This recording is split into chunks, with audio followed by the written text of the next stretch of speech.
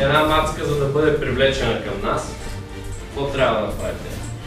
Трябва да инвестира. Трябва да инвестира в нашите взаимоотношения, в разговорите с нас, в всяко едно действие. В това дори да караме да ни чака.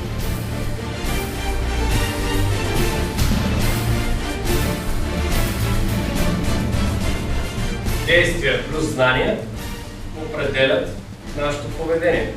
Наблюдаваш и слушаш. Това са две основи също, които са много важни в пикъп като цяло, в това да сваляш маски. Да наблюдаваш и да слушаш.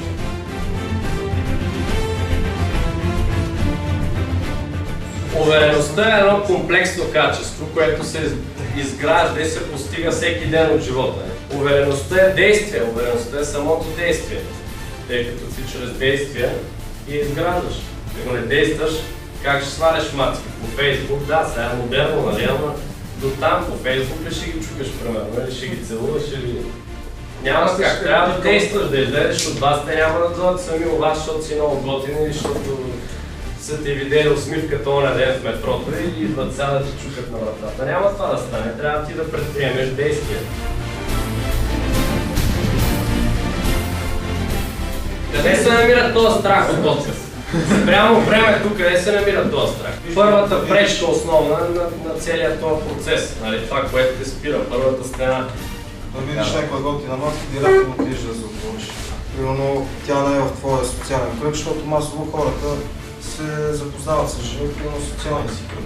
Друга е вече, примерно тя е в магазина, пазарува си и ти директно отиваш да я затвориш, защото ти харесва. Нали? Преди да ви кажем какво да говорим и как, сега искам да ви обясним първо кое да не говорите, кое да избягвате и защо.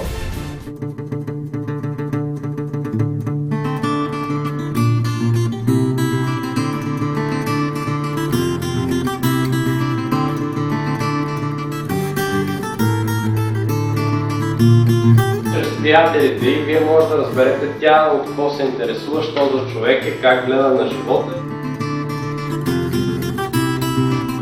Когато накараш една жена да мисли за секс, сексът вече не е далеч. Да, тема не е табу доста време.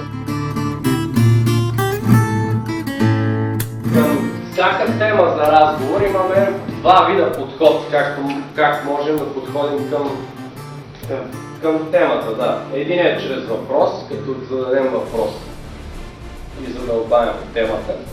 Другия е чрез някакво изказване, което можем да направим.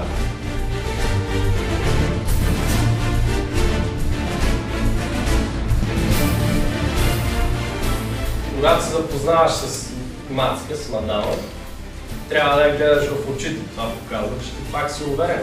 Дори да не се запознаваш, ако тя през бара оттатък и те погледне, примерно, поглеждаш и ти. Никога не дърпаш първи погледа си. Усмихваш се, може да се изплезеш, да махнеш, да видиш дали гледат теб, защото ако си в дискотека, може да гледа задни. Нали? Ти само да си правиш лица. Да, все пак решиш да го гледаш погледа, смисъл, почувстваш нещо дискомфортно или па се срамуваш малко, не го правиш никога надолу и отвърляш настрани. Истинската усмивка е, когато се усмихваш с очи. Сутрин ставаш и отиваш, почваш се усмихваш 5 минути прямо пред огледало. Всяка сутрин. Това действа много готино между другото. Зарежда супер много.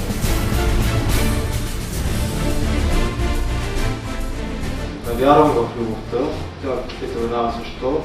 И защото последните 4 момичета, в които съм се влюбвал, всичките си тръгват от мен. В един момент се замисли, че жената, която истински ще обича, ще го обикне също, няма да си тръгва. Това може да се случи някога, до тогава аз не вярвам.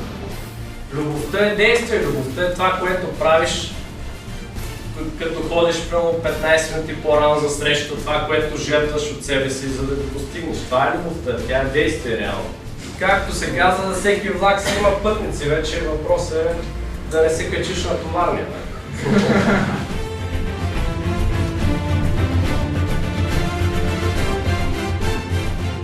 Бъди всеотдаен и се раздавай след хората.